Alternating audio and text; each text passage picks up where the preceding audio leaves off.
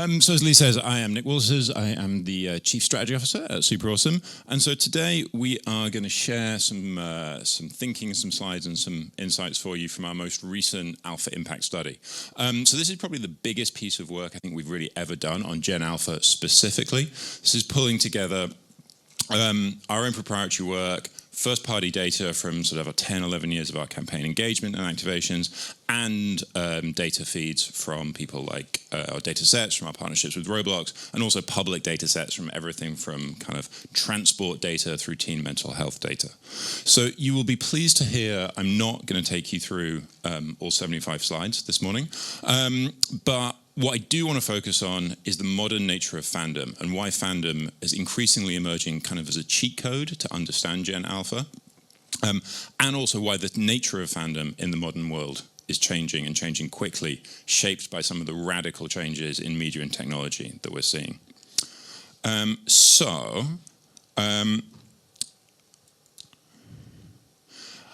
And I think the basic thesis we have here is that everyone knows that kids aren't really watching much TV anymore. I think that has become kind of a cliche to say so. We're all media people, I think we all know that. But the consequences for what that means for fandom development and brand loyalty, we think are still in many ways underappreciated. So before we get into that, important question. What's a fandom, again? It's a word we throw around a lot. But I think it's often misunderstood. So just a quick kind of survey here. Who here is a football fan? A lot of hands up. Who here is a Swiftie? A lot of fans, straight up. And safe space, who is a Trekkie? It's like one hand went right up at the back and then really quickly came back down. Okay, news for you. You are all in a fandom. A fandom is simply a community of shared interest. It is a thing that you are into, that you are passionate about, that you care about, that you want to spend time with, but it's also social, that you would talk to your friends about, that you would talk to other fans about. It's what forms a community, either in real life or digitally. And that's incredibly important for identity in the modern world, for how you think about yourself, for the content choices you make, where you spend your time watching things, and the brands that you choose and that you empathize with. And so I want to take a quick personal look at sort of my own fandom personal journey here. This is a kid. Started out with the original OG Transformers, very exciting, very into Optimus Prime. Took, I have to say, a bit of a right turn on the coolness factor down into Warhammer. Started recovering a little bit with online gaming, got into with Doom. Was probably one of the first people to play an online game ever with my friends in like the late 90s. And then when I was a late teenager, moved over into kind of obscure Scottish indie. But this was really important to understanding me. This is where I spent my time, this is what I talked to my mates about, this is where I spent my money on. All these things were what I was really into. And we know that fandoms are incredibly important to Gen Alpha identity. On average, Gen Alphas are only into 2 fandoms at a time. The vast majority of them rate those fandoms an 8 or higher on a scale of importance. So 1 to 10, what's most important to you in the world? Most people say their fandoms are 8 or more. This is absolutely vital to understanding who Gen A are and what they do. And those fandoms are also not just about what Gen A are into in the moment. These are also setting a pattern for later life. This is you lock in on your fandoms in your teenage years, and they carry with you through the rest of your life. And that certainly applies for me. I still love Doom. I still have feelings for Doom. When new versions of Doom come out, I want to jump in and go play that. And so that fandom, that thing that I was really into when I was a teenager, remains important to me 25 years later. And so that's what a fandom is, that's why it's important. Now let's think about how fandom might be changing and why. So in understanding that, we're going to start out with a beautiful relic from a long-forgotten ancient world. And what I mean by that, of course, is the linear TV schedule from Nickelodeon in 2010. Firstly, this is genuinely beautiful. Look at the quality of the shows there. Victorious, Big Time Rush, True Jackson, iCarly, SpongeBob, Penguins of Madagascar, Stone, classics all the way through. But the other thing you will notice about that schedule is there are only 11 shows on it. And so think about what that meant for the attention of kids just back in 2010 at the start of Gen Alpha.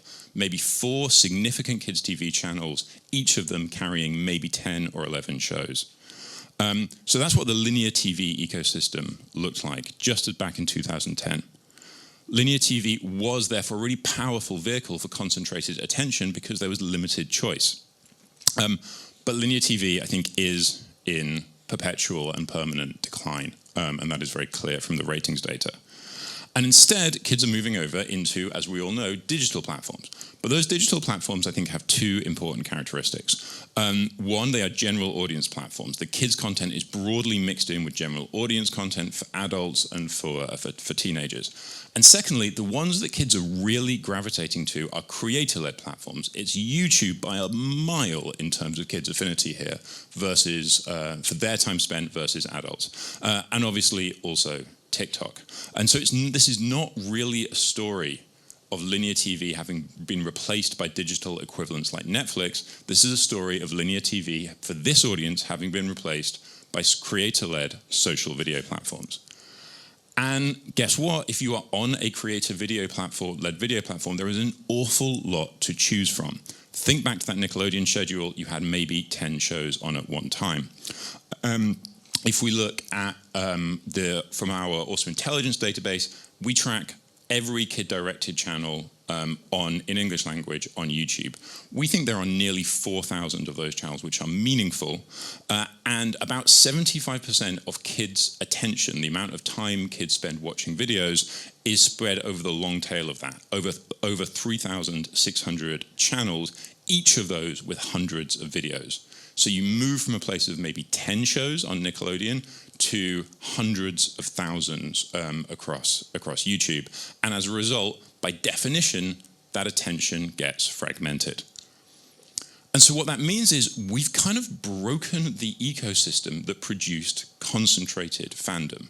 Part of the reason that I fell in love with Transformers when I was a 6-year-old or a 7-year-old is because it was stripped on CITV the whole time. It was back to back. I was watching it over and over again. I was getting to know the characters really well, and I was falling in love with them. That is not the way that kids are watching and consuming content most of the time now. They're moving much more quickly. They're flipping between stuff. It's much more short form. So you've moved from a world of concentrated supply, concentrated attention, into a world of near infinite shelf space, overwhelming consumer choice, atomized individual attention, and therefore we're not getting concentrated fandoms, we're getting fragmented fandoms. And I want to talk in the next place of this presentation about what that means and what it looks like. So one of the first scenes of that, obviously, is that YouTube is now the #1 funder of kids' content. Most of the money in the ecosystem is going from YouTube to YouTube creators, more than Netflix and vastly more than the traditional broadcasters. And frankly, content follows money. The more money a thing gets, the more content gets produced, and the flywheel starts spinning. Paradoxically, and I think this is I think, a really good signal that fandoms really have fragmented, in a world that's so tech forward, over in what you might call the professional content ecosystem, content is getting older. It's based on IP that has been around for longer. Think about that Nickelodeon schedule we showed you. The shows on there, on average, were based on IP that had been around for about 4 years. Fast forward through to today, look at Netflix and their top shows. Those shows are based on IP that has been around for nearly 20 years. Attention is more fragmented, it's harder to break new IP, and so we are more reliant on bringing back greatest hits from the past, because that's what people remember. It's harder to break stuff, because in the modern world, attention is more fragmented. Similar trend applies over in cinema. And remember, these are general audience platforms where kids are spending their time, which means they can also make the choice to go watch content intended for older ages. And so if you look at Netflix, in the kids-directed section, almost all of that content isn't what we would traditionally have called kids, it's preschool. And so if you are buying a kids audience, or if you're trying to target a kids audience, and you don't have really good data or really good metadata around what you're actually buying, the likelihood is you're talking to preschoolers and not a 9-year-old or a 10-year-old or a 12-year-old. Because they are off watching general audience shows like, for example, Wednesday. And so in this world, I think one of the other symptoms of this situation is that formerly kids IPs are becoming kind of multi-generational because they have to. This is a thing we see a lot from toy clients. The quote here is from Chris Cox, the Hasbro CEO, being pretty explicit about this. Because there is less concentrated kids fandom, you can no longer rely solely on that kids fandom to build a toy franchise. You have to follow the audience as it moves up and as it ages up, because you need to make multi-generational fandoms to make the business model work.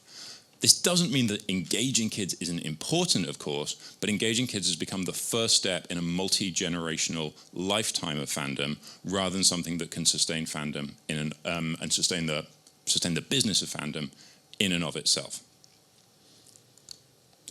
And so, put all that together, and I think one of the most important things to understand about Gen Alpha and their attention and their identity and their consumer choices is that we have entered an era of fragmented fandoms. These fandoms, which are so important to the identity and choices of this generation, have fragmented.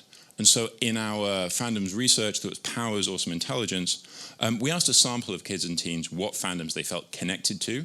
3/4 of them named at least one fandom that not a single other person in the survey mentioned. And I think that's a pretty good indicator of how fragmented those fandoms really are. Interestingly, when YouTube did similar research, they came up with a very similar number as well. So I think we can say with a good degree of confidence that this is a real trend that we need to worry about.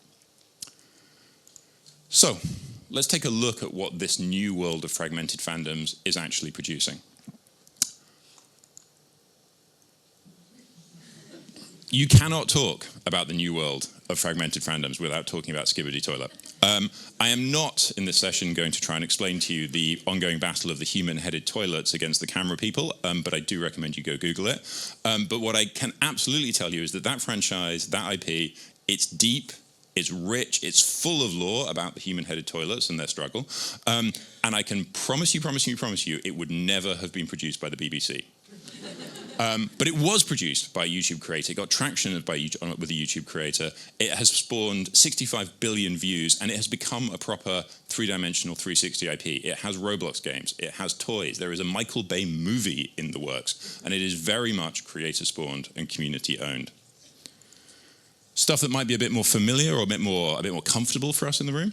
Epic the Musical. This is the soundtrack to a musical that doesn't exist.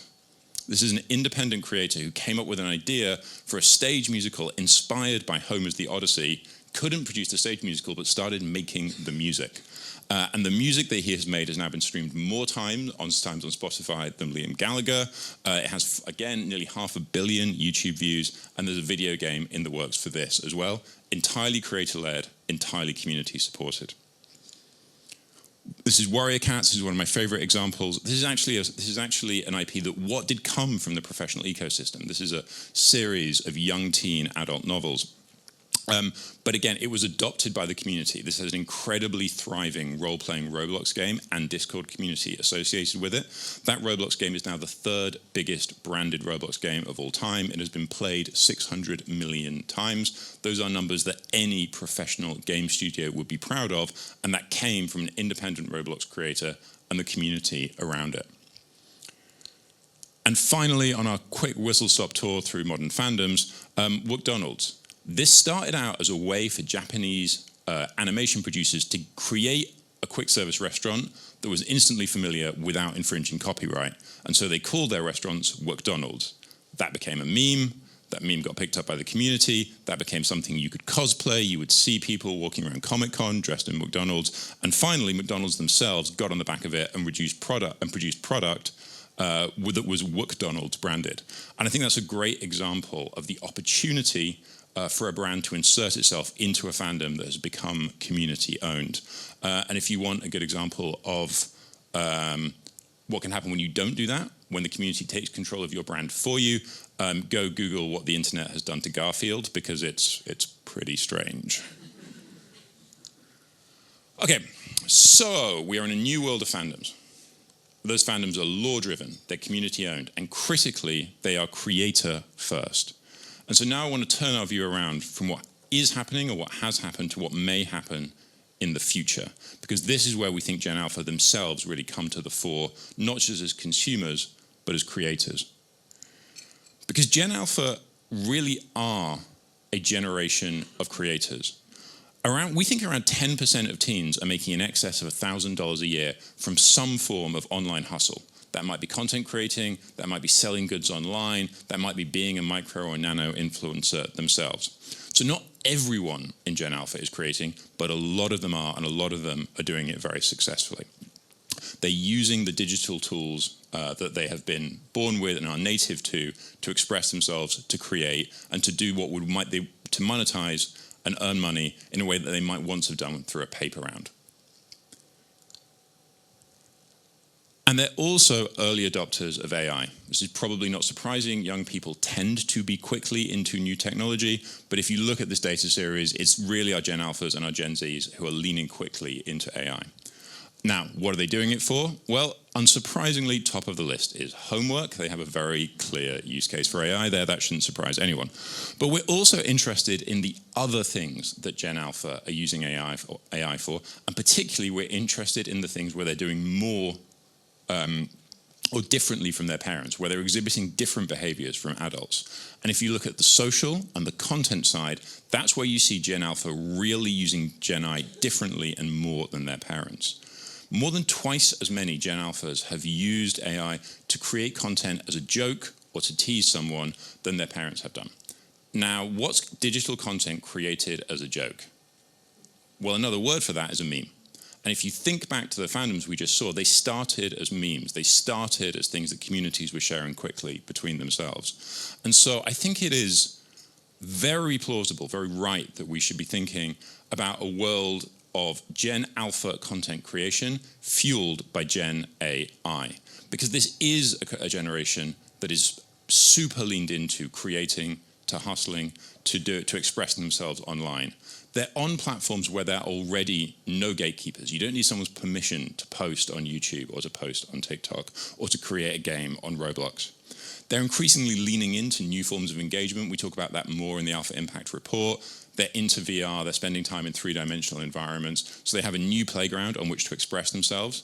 And now with Gen AI, the last barrier to your creativity, which is having the technical skill to do animation or create content, has been stripped away or radically simplified because Gen AI can do a lot of that for you.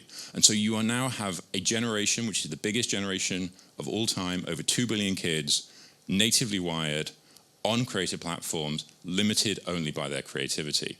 And if you think as a result that the creator-led content space was big, was moving fast, was producing a tidal wave of content that was difficult to keep up with, and that was fragmenting attention, I think it's quite possible that we are only at the start of that. And so for over the next 5 years, I think look for creative content to be even faster, volumes to increase, things to move even more quickly. And so we are entering this very complex creator-first world of fragmented content, fragmented attention, and therefore fragmented fandoms and loyalty. That is probably something that we're going to need enhanced intelligence to deal with. Hopefully we will hear more about something like that later on.